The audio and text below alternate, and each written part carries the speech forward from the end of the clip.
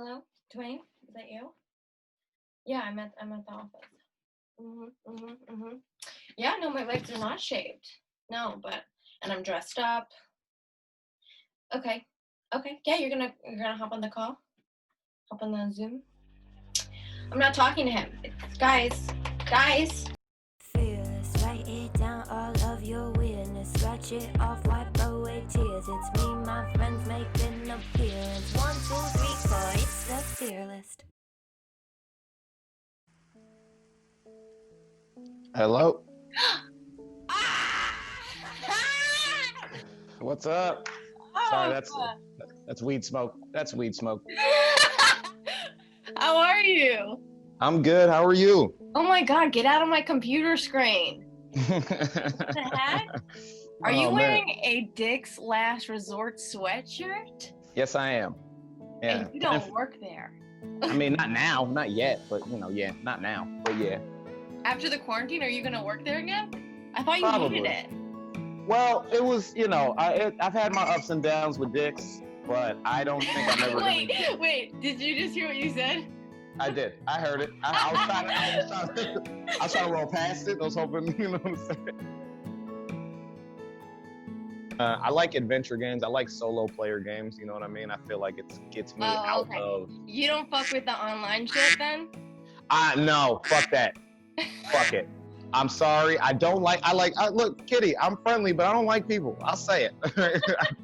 I don't like people. Well, yeah, and also we've already got so many voices in our head already. We don't need to add like 8 more that are also just prepubescent boys that are just like in the middle of jacking off. Thank you. I already have that voice in here. All right. I got a little boy that says fuck for no reason. You know what I mean? Wait, is this little boy you? Yes, man. Is he your childhood self? It is my childhood self, yes. What do you think that your childhood self would think of you right now?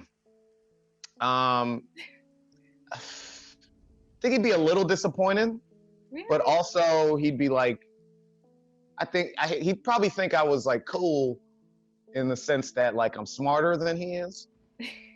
But I think he'd kind of see where my life is and be like, oh, this is nice. It's not what I expected, but it's nice. It's like that joke Dave Chappelle made where it's like, it's an outdoor pool. Like, I think that would be the reaction he would have. He's like, oh yeah, no, it's okay. This is cool. It's not Comedy Central. Like I thought went out, man. If you talk to me as a kid, man, I was going to make it. I was going to make it. Like as soon as I stepped out my house. Maybe you have made it and you just define success a little too high. Uh-oh. That's deep. Uh-oh. Are we starting the podcast? Are we doing it? Is this time to do it? The podcast? Oh, shit. Ladies and gentlemen. I am wearing heels for you. Wow. I'm honored. On my ears. Well, am I dressed down? Do I need to go change? Are you wearing pants? That's the question. Yes, they're very loose sweatpants, but they are pants. Yes. You know how people gain 15 pounds when they start college? Mm-hmm. Is that still happening with the quarantine? Is it just like a long period of freshman 15? No, I don't know, man. I don't know if I'm gaining weight.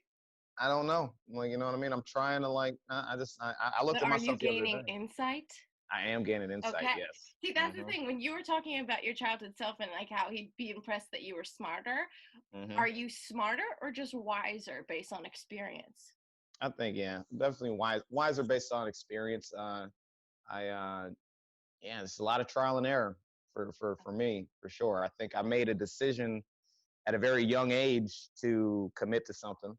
Obviously, that being comedy and entertainment, that type of thing. And I think when you make a choice like that at that age, like you're definitely very sure in who you want to be, but then it's a much longer journey to see that come to fruition, where I feel like a lot of people are figuring themselves out, then they find their thing, and then they fast track it to being good. You know, that's just my perspective.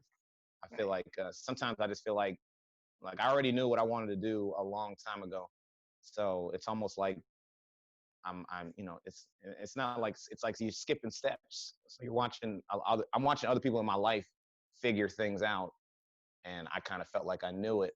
So the frustration kicks in, wondering why is it not looking like the way I want it to look like, because I started so much quicker. But that's just because I'm basing it off of how other people look,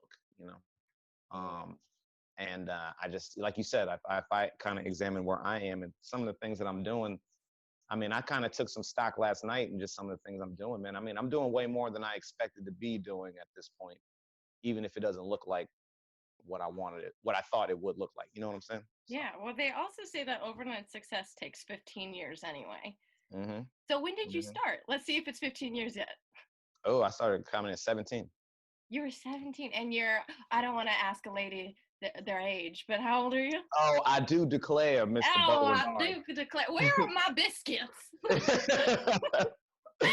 Oh, yes. This lady has seen 29 rotations around the sun. You're 29.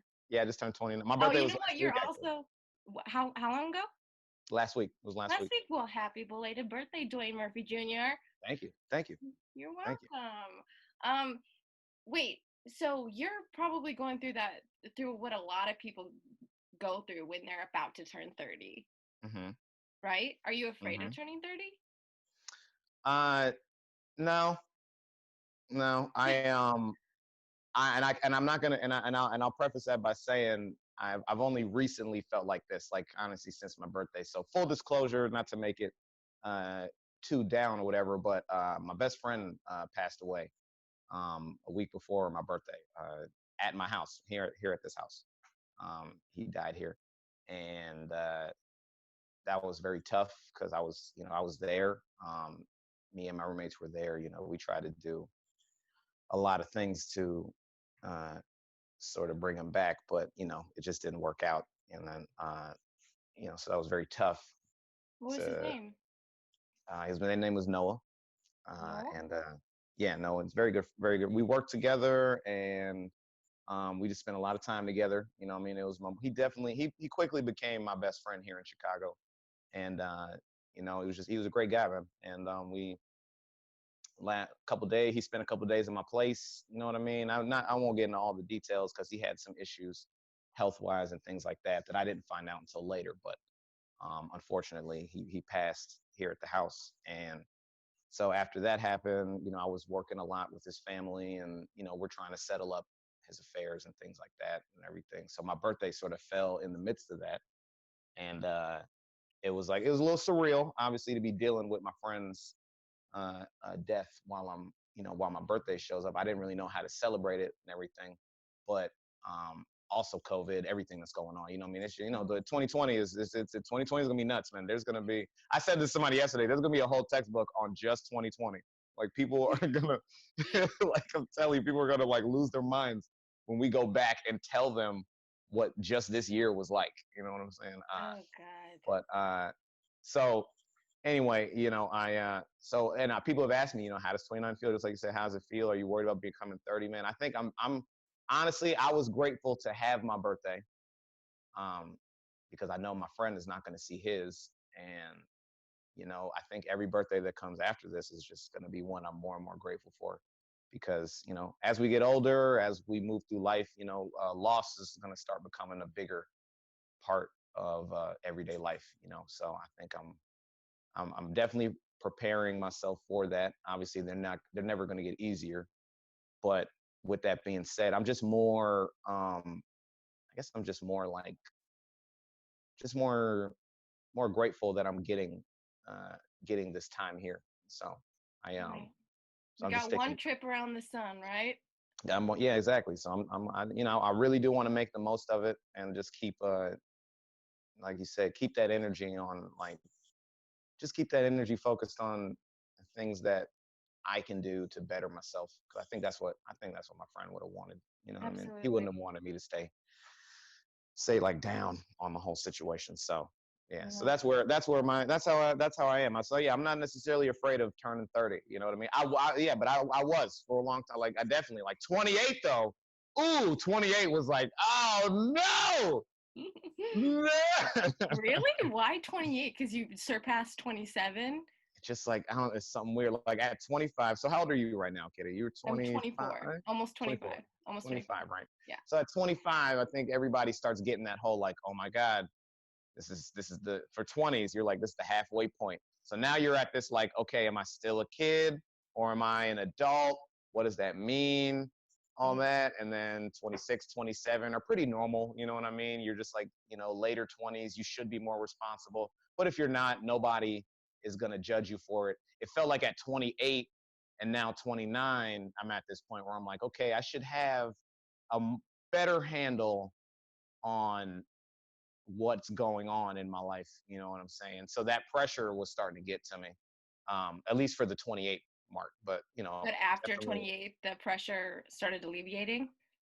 No, I think it was what I was dealing with in this last week with all my friends and Oh, man. my birthday and stuff. Because 29 was creeping up and I was feeling bad about it. I was definitely getting nervous about it. But, it's just there's so many things that were more important than just me being upset about how old I'm getting. You know what I mean? And like, Right. I think it was important for me to, uh, for lack of a better words, experience that and just understand that, like, this, it's a birthday, man.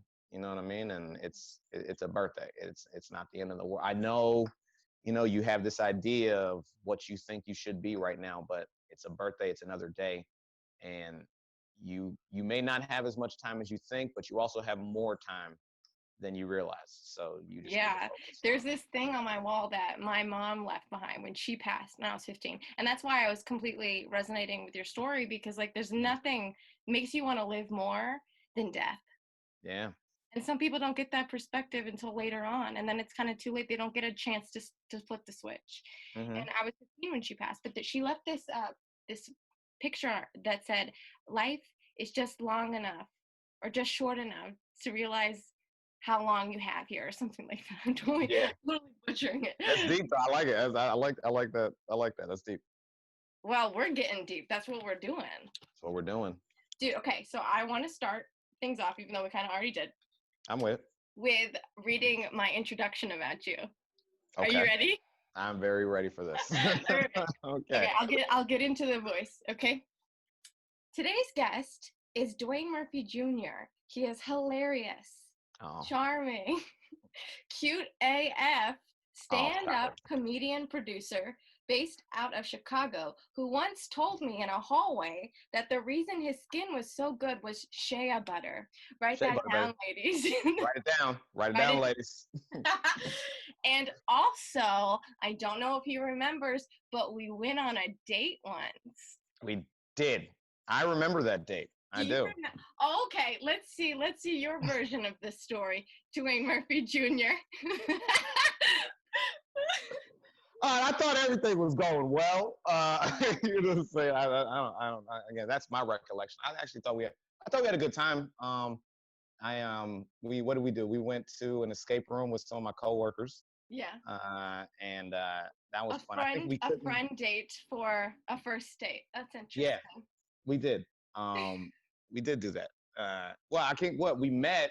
I don't think we planned on doing I don't know if we planned on doing the escape room at first. I think did it come up? It came while naturally. Were we Yeah. at Dick's? We were at Dick's. Yeah, we're at this I met you at this coffee shop. And then we met at the mall. Yeah, it was somewhere. It wasn't at Dick's, but we went to Dick's. And then I remember at the mall you were telling me how much you loved weed. I was like, big weed guy. Amazing, absolutely. This is great. The guy, yes. he's doing his work for here we go. Why don't you just light one up just in honor of our first date? You know what I mean? In honor of our first date, you know what I mean? Here's hope. Here's our for first a second. And last date. First and last. Oh well, Dwayne, you tried. Okay, so I remember. Here's what I remember. I remember that it was fun. It was fun. But towards the end, you started talking about your girlfriend, your ex-girlfriend. and how you weren't over her, and then I ended up giving you advice about like how you should I'm sorry. Oh no, it's fine. It's totally fine. I'm like super gay now, but like at the time I was like I was super open to it, and it was so interesting. I liked it because then I knew that we were kind of friends that way. Some first dates ended friendship. People don't want that. Yeah, it was totally fine. Like I definitely and yeah, again, obviously if that made you uncomfortable, I apologize in retrospect. No. I think when I first moved to Chicago, and I might have told you a little bit about this. Like leaving New York, I was escaping a lot of things, and the fallout from that relationship was one of those things. And I know I tried to jump into a social life very, very fast Hmm. because I didn't know anybody, and I wanted to not. Big city and everything. You want to kind of Yeah. make your mark really fast. Mm-hmm. Yeah. Mm-hmm. So yes, I know that I had that issue. You know what I mean? I think I ended up in a relationship not too long after Oh, really? that date happened. Yeah, I dated this girl for like a year and a half. A year? Um, Wow. yeah, and that was something that came up over and over again too. Like it was, a lot of there was a lot of me I hadn't worked on.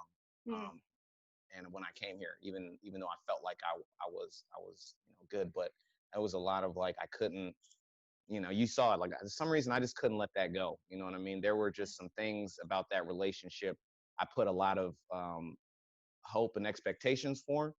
And then when it fell apart, that was kind of the first time I really had my heart broken like that. I've been rejected before. Hey, I've been, turned, whatever. It's life has happened. You're in But for some showbiz, reason, it felt baby. like that one just hurt. You know what I mean?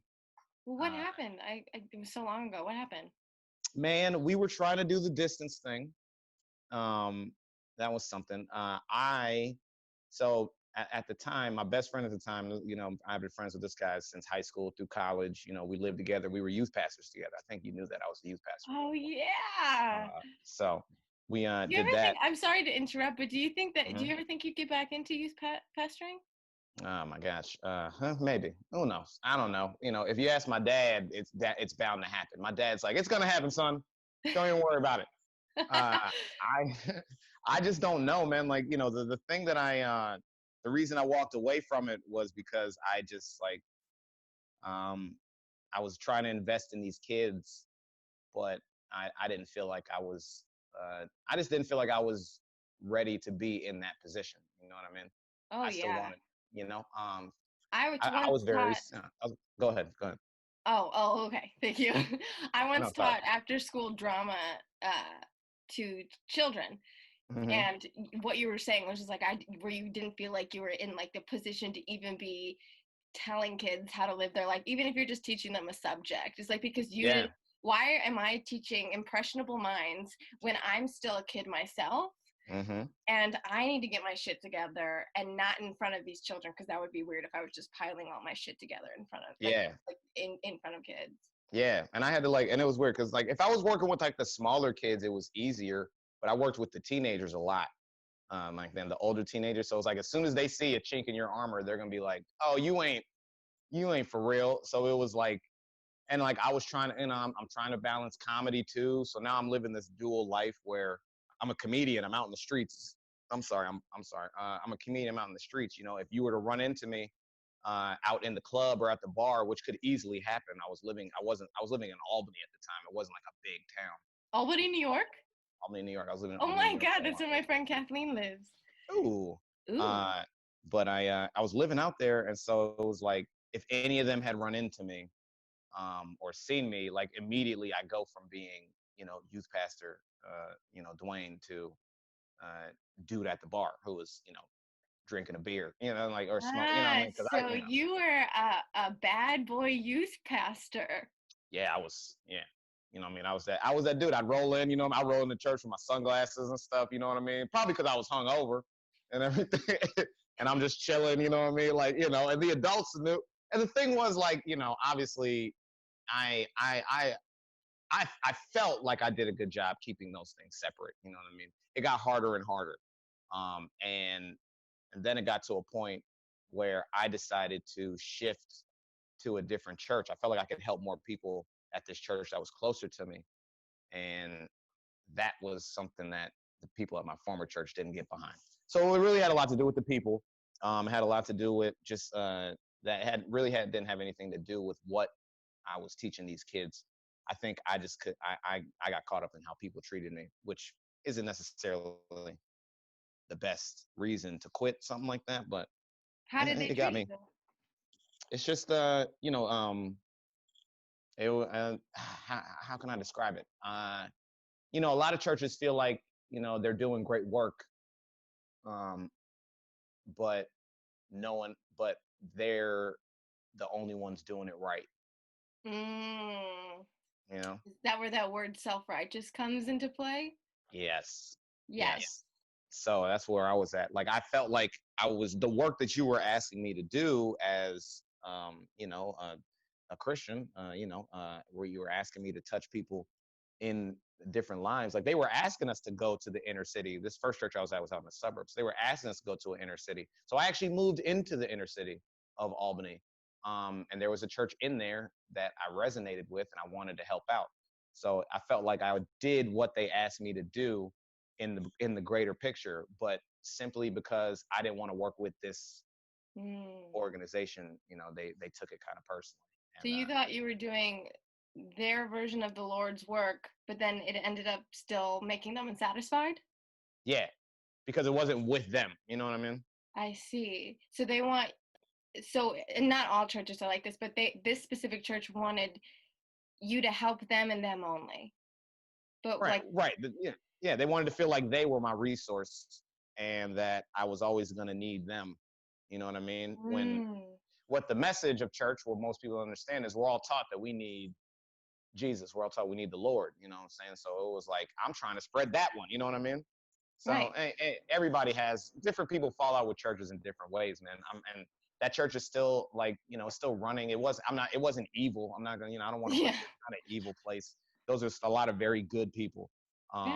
It's just that was the dynamic that fell out when I stepped out of the church and everything like that. Yeah, so. That's really interesting that you say that, because the perspective of Jesus and God is like it's love, and Jesus had so many disciples and they were all over the place, and he I mean, I haven't like extensively read the Bible, but I'm in the middle of it, and it's a big book, okay, and yeah, pretty big book. It's pretty big, and it seemed like he was moving, like he wasn't staying stagnant. And I was watching this sermon the other day, I think you'd really like. I'm going to send it to you after this. He was saying, our God is a God of movement. Like, he wants us to keep going. He wants us to keep going. But you should. At the same time, we also have to sit in our emotions, too, which can be really frightening. It can be. It definitely can be. So, I mean, and so that was... So I'm glad you said sit in my emotions. That brings back to what was going on with that relationship. So thank you. See, I knew it was going to come back. We are professionals. We are professionals, baby. Yes.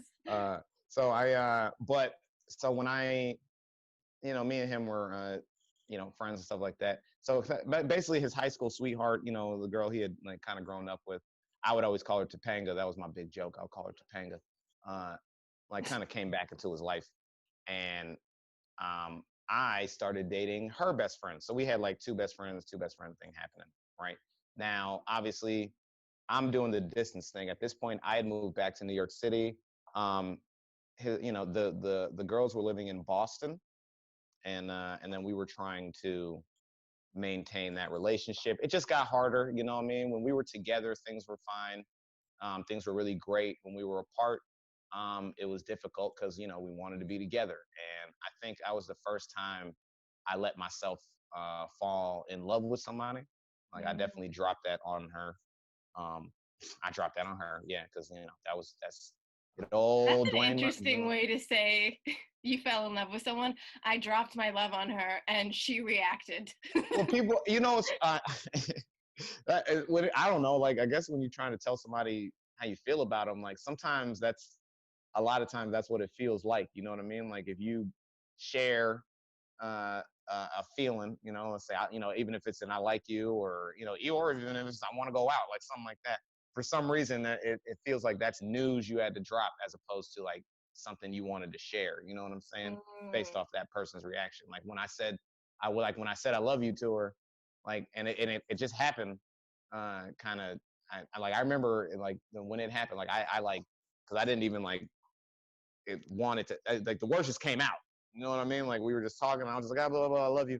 And I remember when it said it, I was like, oh, like, you know what I mean? And she was like, oh, and you know what I mean? That'd be so hilarious if when you actually did say I love you, you just went, oh, and then just back and forth O's for about 10 minutes until she got it back. Yeah. It felt like 10. It maybe even like 30 seconds, but I definitely was like, ooh. Well, that's really vulnerable. Telling someone you love them is so, I call it sticky. It's just vulnerable. It's like when you're in a Mm-hmm. humid place and you don't like humidity. It's just like Oh most yeah. people aren't used to stickiness in their life. Yeah. I mean, you're right. And Are to you have getting more that, coffee? huh? Are you getting more coffee? Of course. Why would Okay. I not get more coffee? Well, then in that case, Uh, coffee break. yes. But like, yeah, it is like, and I hate doing that. And I know, like, I have people be like, you gotta be, people. I don't know if people tell you this. They'll be like, you got to be a little more picky. You got to be a little more. You can't just, put all that out there and everything. And I'm like, well, I didn't plan on doing that. Like, it just happened. Okay. Wait, how long were you guys dating before you said I love you? Ooh, man. Gosh, I don't know. A few weeks, maybe a month or so. Our relationship started out us texting a lot. At the start of things, we were, and then we texted and talked on the phone probably for like 6 months or so. And then we dated. And I think I said I love you within like a month or so of us dating. Wait, so the Something like that. relationship kind of started long distance, Yeah. even It though started long distance. you lived in the same place, but you were communicating as if you were long distance already. So yeah. Well, there's more complications. She wasn't from Albany. She was from California. And then it was just there was a lot of movement happening in everybody's lives, and we were trying to make a relationship happen. And neither one of us was ready. Or I think neither one of us was really keen to the fact that we needed to focus on our transitions in life instead of trying to be in a relationship. You know what I'm saying? Because there's stuff that I didn't want to give up. There's stuff that she didn't want to give up. And that became more and more clear, as we dated longer, because, it just, the subject of one of us relocating to be with the other would come up very, very often. And it just didn't seem like either one was ready to give up their, it didn't seem like either one was ready to give up the life that they had for the other. You know what I'm saying? Do you And think like relationships you have to sacrifice in order to even be in them or to think about being in them? you got to have sacrifice and compromise there. What you quickly come to understand is that you have to make some decisions based off the fact that another person is in your life too. You know what I mean? Mm. When you're single, you're like, I want to do this. Do I want to do this? Do I not want to do this? You have a lot of freedom with the good thing. You have a lot of freedom to make moves and decisions, go places, move places, do anything, take jobs, whatever, because you're just thinking about you. You know what I mean? All I got to think about is me, and that's it. For the first time, I was making decisions, and I had to think about somebody else that was in my life. And Right. with that first relationship, I thought that the feelings that I had was going to be enough for us to work through what we were working through and eventually get to a good side, because we both made each other feel good. Obviously, we were good people to each other.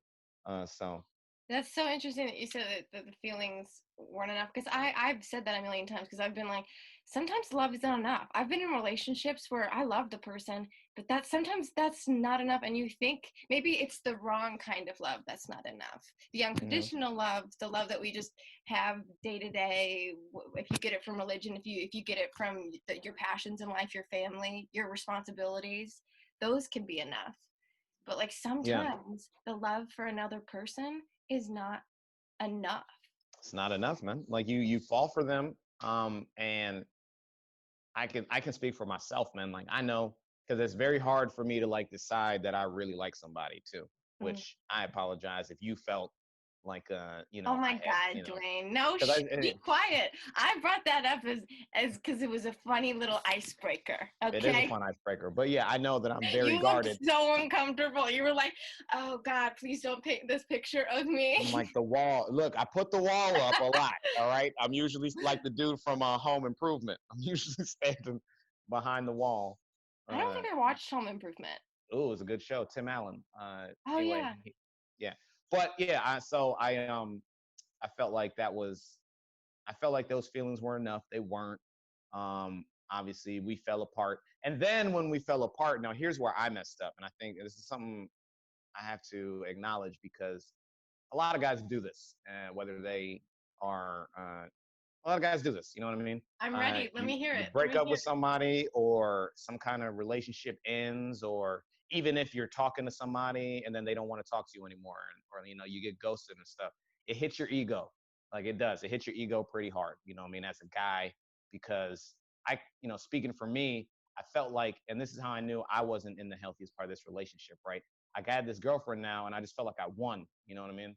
Because I was at this point for so long feeling like, man, I wasn't gonna be in a relationship. I had some girl a long time ago tell me no one was ever gonna date me, and like that sat with me for years. Yeah, that was the Are whole you thing. kidding? Yeah. How old were Uh, you? I was 19. You were 19 and some, excuse me, father, but bitch told you that no one was ever going to date you? Yeah, she said no one's ever gonna date you, man. No one's ever gonna see you as like a desirable person, man. You're just too weird, too goofy. Like you just like, I'm sorry, you're just not attractive. Like straight up, like that's what she told me. Essentially, she was saying nobody's going to love you for yourself. Yeah, Nobody's yeah. going to love you for who you are. Mm-hmm. Well, I hope this woman got therapy. It's all I can say. I haven't looked her up in a long time. I'm not going to, because I'd be very unhealthy. I don't know what she's doing right now. Dude, I hope she listens to this and she realizes her ways. Yeah, man. Hey, I'm dripping in this Dick's Last Resort hoodie, baby. You know what I'm saying? She's gonna be like, oh, stuff, I missed out. But no, she definitely missed out. I'm a catch. So yes, you are. Yes, you. But do you, when you say that, because I know a lot of people in showbiz, they exude almost a fake confidence, and this is coming from someone who used to do this, right? So, like, do you genuinely mean it when you say I'm a catch? Yeah, I do. Okay, good. I'm glad. And again, that comes along with the 30 thing, man. That's a confidence I can honestly admit I may have only just had in myself in the last 2 or 3 weeks. You know what I'm saying? A lot of it had to do with, I won't rehash the whole thing, but just I went very far to try and save my friend. You know what I mean? Like I did a lot. You know what I'm saying? And now I'm no hero. It's not all about me. He's got a family, and they want to grieve too. So I don't want to take that position or whatever. But I just know how far I'm willing to go for somebody that I care about. Love. Yeah, that I love, man. So like, if you're not, like, if you don't like me, I can't. That's not my problem. You know what I'm saying? It's really not. What am I supposed to do? You know what I mean? You don't understand who I am and what I'm willing to do for somebody like you. And if you're not willing to take the time to find that out, you know what I mean? When I've put, if I'm willing to give the time to you, but you're not willing to give the time to me, then that's you. It's not me. You know what I'm saying? Right. For so long, if I put the time in and that person wasn't interested, I'd be like, damn, Dwayne, you did it again, man. You did something, you said something, you acted. What's wrong with you? Yeah. What's wrong with me? I used to do the exact same thing. Yeah. Exact same thing. So, but yeah, I'm a catch. So you are funny. You are nice. You are the first person I was like, I need to get him on this podcast, because not only are you interesting, but you're smart and wise, because we discussed that there is a difference. There is a difference. Yes, there is. And you're so talented. You're so talented. Thank you. I'm gonna smoke weed again. Yours, and you get uncomfortable when I compliment you, which is a humble thing. No, what do you mean? I'm taking it all in.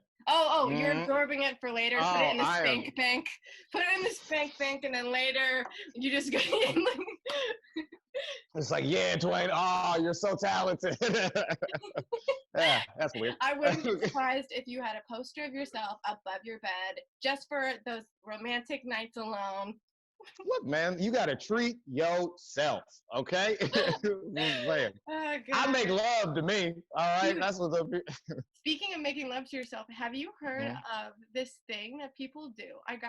Some other female comedian I watched who was talking about it. It's where you it's like masturbation manifestation or something. So you masturbate to something that you want, like a visual of something you want. Like, let's say you really want I don't know, a brand new car or something, and then you just to the image of that. And apparently by putting out the release of your body, you send it into the world that you're gonna get it. Okay. No, I haven't heard of that. It's a lot to unpack. but maybe that's something that you can do later. I mean, we're learning things about. We are learning things. I mean, Yes. that's what this podcast is all about, right? We're just trying Yeah. to bring into the world things that they can do to help with their shit.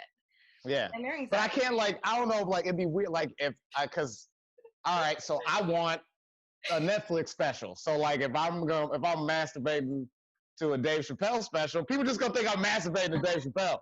So it's like, No, you don't. I don't think they mean, listen, I don't think they mean that you actually should masturbate to Dave Chappelle's, what's that? There was like this, honoring, did you see that? Oh, Mark Twain, yeah, his Mark Twain. Yeah, this me masturbating to his Mark Twain. I gotta stop doing that. But no, seriously, but there's also Bradley Cooper's there, and like there was some women, so like maybe they're like, oh, he's just a bisexual comedian he's going after what he wants. Hey, you know, Dave No, Chappelle's but attractive too. I don't think they mean that you're supposed to do that. I think you're supposed to imagine it in your head of you actually So having visualize. I got it. I honestly, I can totally see you having a special, and it's probably right around the river bend. Just around the river bend, baby. I was watching Tony Hans the other day. Okay, so let's get to the actual content of this product. Yes, ma'am. Podcast. What's your relationship with anxiety? It is, I don't know. It's one that I kind of deny that I have. Oh my God, same. Yeah, I think that is it. Because I didn't, you just don't want to seem like, again, and that gets back to the I love you thing, man. You don't want to seem vulnerable. You don't want to seem like you have something wrong with you that you can't even like put a finger on. You know what I'm saying? I get very caught up. So to the perfect like sort of window into where like my mental health or like kind of where my brain would take me. So that relationship that I told you that fell apart that I was still holding on to was a very the process of getting over that took years. You know what I mean? It took years because there were things I didn't want to let go of. You know what I mean? I kept at the start of it, what I was doing wrong, and which I was trying to say earlier, was I kept pressing her to tell me why she didn't want to talk to me anymore, or just tell me why, you know what I mean? Like I thought if I could get like an answer, it would clear up my thought process and it would make me fine. You know what I mean? I wasn't getting that answer. So where I started doing was I start creating scenarios. You know what I'm saying? You start creating ideas. And then these ideas are solely fiction, but you get so emotionally invested in them. You know what I mean? Right, and you're a creative, so you're super imaginative anyway. So add that to the mix, and that's just like this stuff. It's like so many different scenarios that could have went down. I was talking to somebody about, there was one time I was with her and we were eating wings. And she made a joke about me, about how I was eating my wings. Cause I love wings. So I really dig into them. And for a long time, I would think about, was it those wings that ruined this like, was that the moment? Stop. That the glass shattered? Was this like a sincere thing? Like, was it the way I ate wings that made my girlfriend decide I was not worthy of her time and love anymore? Yeah. But then she was miserable for another, 5, because we dated for like 6 months. So it's like, that the wings thing happened in like the first month or two. So it's like, then she just didn't tell me for like 5 months and let it fester. And then she, and bought me a birthday gift, like all this stuff, man. How, like it was. You're gonna bring a birthday gift to my birthday and on my birthday party? You're gonna bring have you seen that? Yeah. Tyler the Creator. Yeah. Mm-hmm. No, it was definitely the wings. I think now in retrospection, it was definitely the wings. It was the wings. Right. Mm-hmm. It was the wings. No, God, but that's so interesting that you say that because because we as humans, like, first off, we always overcomplicate shit, right? But we always want to put our blame onto something else, like the wings. When my mom died, and it was like, I went to therapy for the second time around when I was 23, right? And this was finally a good therapist. Like, she was a hybrid. She was like a hippie, but with a PhD. You know how we like them. Yeah, and, we like them. I for weeks and weeks and weeks and weeks, and I was sober and writing in journals. I was doing everything right, and I was trying so hard. I was just trying so hard to get her to put a mental diagnosis on me. And one day I was in session and she was like, and I said, please, like, if you could just tell me what's wrong with me. If you could just say, like, oh, do I have borderline personality disorder? Do I have, like, clinical depression? Do I have anxiety or something? And she straight up was like, how is me giving you a mental diagnosis going to help you grieve the loss of your mother? Mm-hmm. We always put another problem on top of another problem as if that's the solution. But we're so afraid to get to the core of why we are the way we are. Mm-hmm.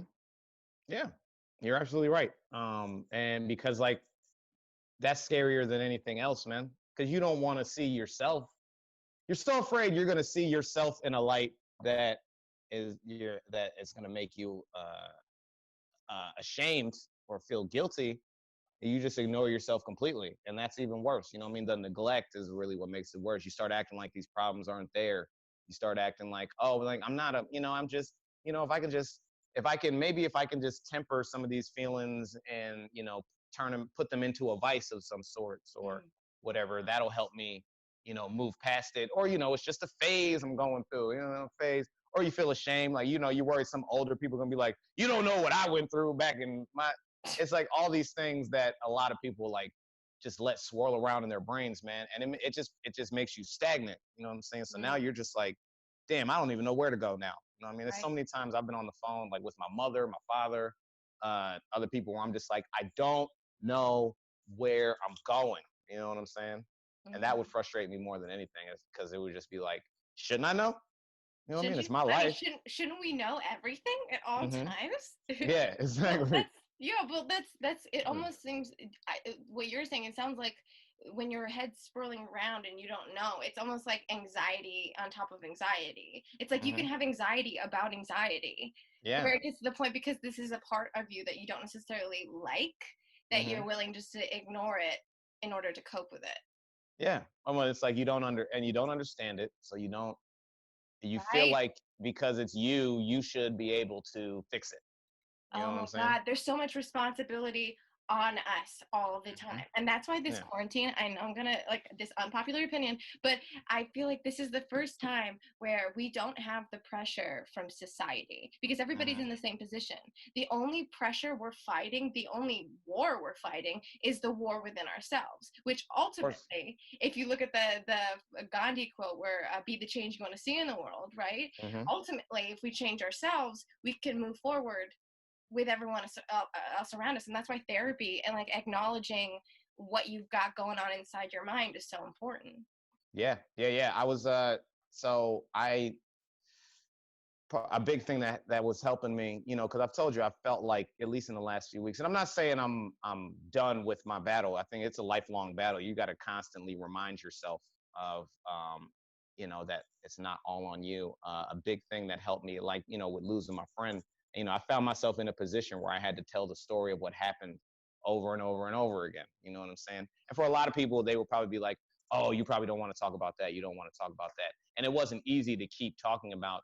But each time I did, and, you walk through the scenario of what happened and everything like that, as hard as it was like, it just was that much easier. You know what I'm saying? Because it's like, now I have a recollection. I'm bouncing off of somebody. I have a feedback from somebody, that's going to tell me, hey, you did everything you could. Like I just said earlier, you did everything you could. You were there. You took these steps. You blah, blah, blah, this, that, and the third, man.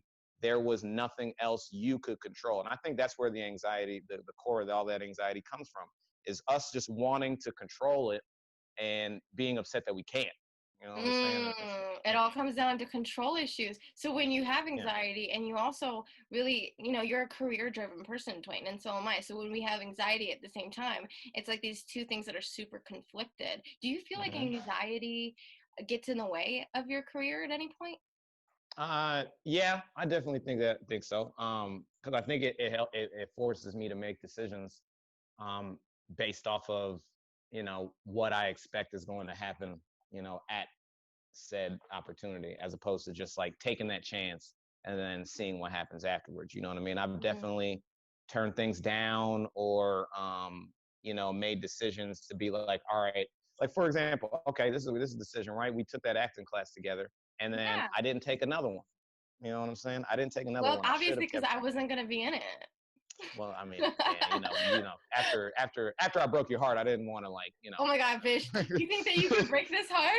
That's my I job. am the catch, and I have said, but I didn't take another one, man. And the reason I didn't take another one is because I was so anxious about the fact that, if what if I take this class and it gets in the way of like my job, or what if I take this class and it starts getting in the way of The this, you what know what I'm if saying? game.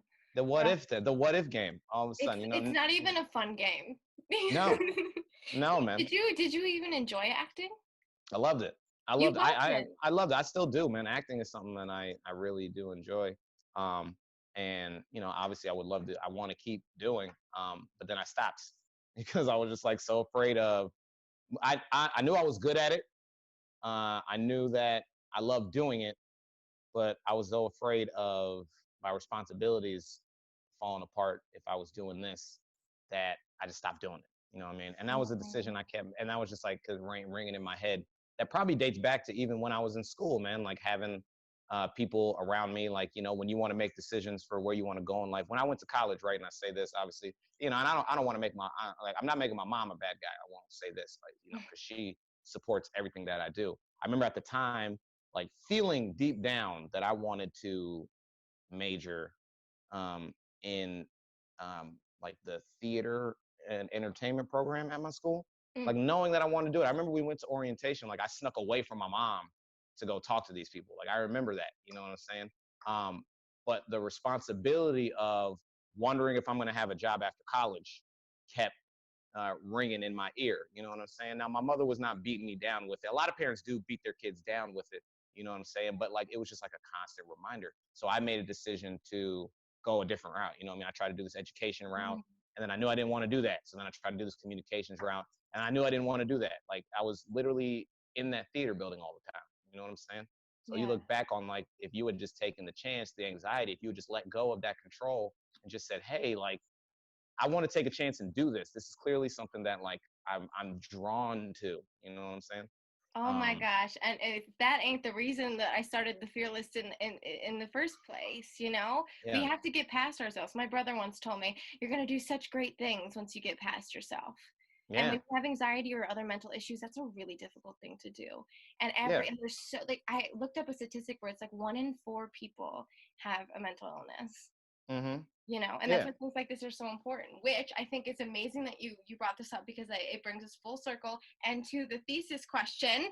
Yay, thesis question. I almost feel like I know what you're going to say, but also I don't know what you're going to say because you talked about acting. See. So the question is for you, Dwayne Murphy Jr., to end this out. Oh, wait, he's got to get it going. He's got to get, is it legal? Yeah, that's legal in Chicago. I was like, what? All right. I had some CBD oil before. It is legal here in Chicago. Yeah, okay. So the thesis question is, if you could truly live fearlessly, what would you do?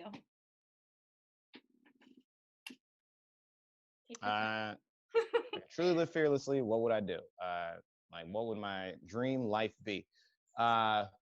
It be very simple, and I think I'd be a very simple guy, man. I would, if I could make a living, basically traveling and telling jokes, man. Like I would, like if I could just travel, tell jokes anywhere, that'd be great. You know what I'm saying? And that's it. I would just get in a car, drive to a city, find a venue that would let me tell some jokes, and then I would do that, have some fun, pack up, go to the next place, do it all over again, man. And that's it. Because especially with comedy, man, and like obviously living in the few places that I've lived, man, I think nothing really fulfills me more than just like being out amongst everybody and just seeing what the world is like. You know what I'm saying? I've never left the country. I'll tell you that I've never left the country. Always wanted to. I still plan to. But yeah, maybe it's not the right time right now. And there's a lot I'm fighting for here, man. I've been at these protests a lot, so I'm very focused on that. Oh, good for you. Good for you. That's awesome. But yeah, that would be my dream, man. Like, What's stopping you from achieving this so-called dream, which by the way, you're pretty much halfway there. Yeah, rent. That's important. Well, you just said that you would be traveling. Like that's if you could truly live fearlessly, you traveling. What's stopping you from getting a van, converting it, and just getting the fuck out of town? Well, here's the duality of all of that. The pragmatism the is getting in pragmatism. the way. When you were trying to decide, when you decided to take the education route when you were in college, you decided to choose pragmatism over your creative artistry. You decided to, because you wanted to satisfy people, and we do it. I do it all the time. But maybe the true spirit of an artist lies in what you're not afraid to do. And what you're Yeah, not afraid to do is to put yourself out there, and you do that all the time. So what's yeah. stopping you? I think the loneliness, it would definitely stop me. That's something that, while it would be ideal if I could travel and go out and do that, man. Like I think, oh man, I'm always living with this battle of like, I want that life for sure, but like I'm by myself all the time. You know what I'm saying? And like, it's like and this is definitely not going to be easy for me to say, but it's the God's honest truth, man. I would totally like to also, have like a family situation, what I mean, at some point, what I mean. Like I said, like I would like to do that whole thing, what I mean. Why is that hard for you to say? Because it's fun, because it's like, yeah, because it's scary too. It's scary to say. I think it's like scary for guys to say too, for some reason. I don't know. Like, right now it's cool to just be like free. It's cool to be free and be on your own and like do your thing and be a rebel. You know what I'm saying? Bad. But I think I want that, man. I think that'd be something I'd like to have at some point. And I've definitely felt as though I've been just outside of making that a reality for a long time. So close, you know what I mean? you could touch it, but you still. Yeah, I've had some. I know. I've met some people. Obviously there's nothing there. Other people, there is something there. You know what I mean? Or even when I was dating that girl for that year and a half, man, we were talking about the love you have for somebody not being enough. You know what I'm saying? I know how much she loved me and how much I loved her. And, you would think, I look back, I say what I just said, looking back, right? I definitely had a relationship like that. Somebody who wanted to be with me, all that, who I loved, who she loved, but I wasn't happy. You know what I'm saying? Wasn't happy mentally and everything. And I knew that I was making her more sad because there were things that she saw in me that I did not see in myself. And so when you have that type of relationship, it's just like I was always coming from a place of pain when it came to her. You know what I mean? And she was coming out of something very painful. And I would, for all she would constantly say, being with me, she felt like that helped her stay away from, the things that, made her sad and things like that. In my perspective, I fairly felt like I was making her sad because I couldn't be happy, that type of thing. Well, right. Now I feel like a lot of times when relationships end, it's like it's less that it's some love for that person is not enough, but it's also you're lacking love for yourself. So how can the love be for someone else be enough when you just have nothing left over for yourself? Yeah, and that's why the whole just get out on the road on your own appeals to me. You know what I'm saying? Like, yeah, go do your thing, man. Go be you. Do your thing. Blah blah blah. But I've also already been doing that basically since I stepped out of the house. Well, Dwayne Murphy Jr., it seems like you're already living quite fearlessly. Yeah, I try.